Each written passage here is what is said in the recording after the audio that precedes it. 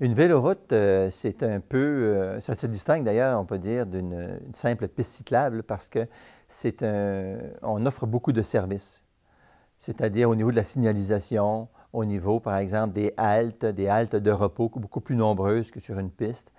Et également, tous les endroits sont indiqués, puis c'est sécurisé.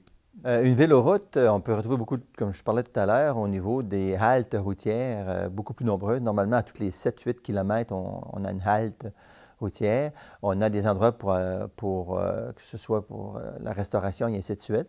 Au niveau de la signalisation également, on retrouve beaucoup de la signalisation, tout ce qu'il peut avoir là, au niveau des attraits touristiques, au niveau de la restauration, des hébergements sont indiqués. Et également, on parle de transport de bagages. C'est-à-dire qu'une personne va aller dans un stationnement, va déposer son auto là, et il peut partir en vélo et en plus allégé. C'est-à-dire qu'il peut partir, puis on transporte son bagage d'un gîte ou encore d'un hébergement à l'autre. On parle également d'un accotement. On parle d'accotement d'un seul côté, qui est bidirectionnel, ou encore de chaque côté de la voie. Et on parle également d'une piste cyclable. Une piste cyclable, c'est-à-dire qu'elle est carrément à l'extérieur de la voie automobile.